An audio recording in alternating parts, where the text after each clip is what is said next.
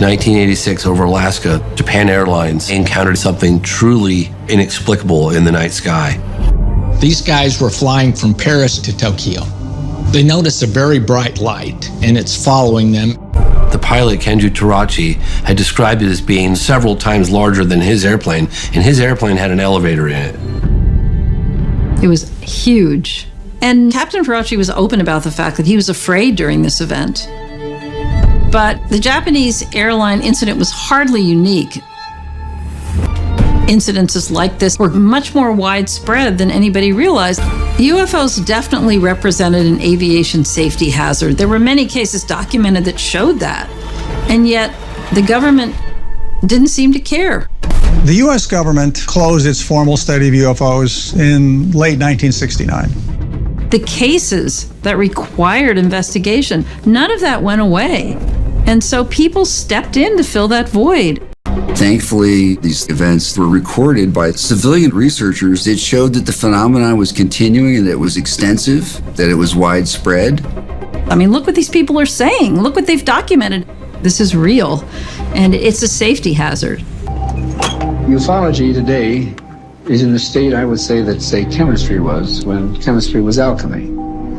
A mixture of superstition, wild ideas, unproved claims, and yet out of that whole mess, finally, the very first-class science of chemistry evolved. What we need in ufology is to make it professional. J. Allen Hynek was a great advocate for civilians to be researching UFOs. He felt that the subject deserved scientific scrutiny.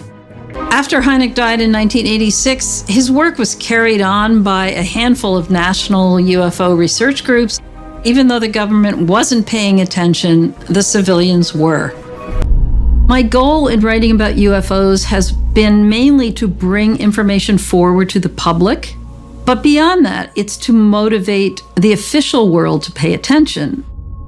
Once I realized that there was enough data to show that these things are real, and the possibility that there are other civilizations visiting us here, I was just hooked. And I realized that I needed information that could be verified and documented and cases that were irrefutable. I turned to the most credible civilian researchers because they were the ones doing the work. The National Aviation Reporting Center on Anomalous Phenomena, NARCAP, was founded by Dr. Richard Haynes, who is a former chief scientist for NASA. Hey, Dick, can you hear me?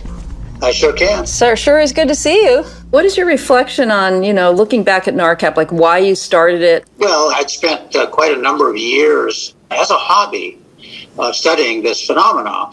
And I finally came to the understanding that ufology, the study of UFOs or UAPs these days, is not going to progress until there's some practical benefit from it.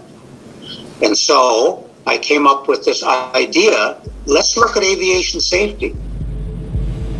The FAA did not want to receive any reports from any of their personnel about UFO events. It was actually written in their manual that if anyone saw a UFO, they were to report it to a civilian group. NARCAP is a reporting center for pilots and air traffic controllers who would like to make a report of their sightings in a completely confidential manner.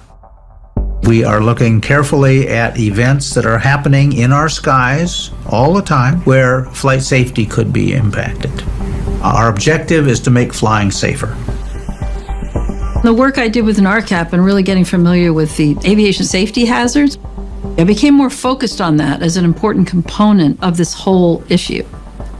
The second story that I ever published on UFOs in 2001 was based on a 100-page report that NARCAP produced. There were cases where the pilot would have to make a very fast turn or he'd have to dive to avoid hitting a UFO. Cases where passengers were actually injured by maneuvers the airplane had to make. If you have commercial pilots that are somehow in danger, I just thought as a journalist, this is really important. I mean, how could the aviation world ignore this?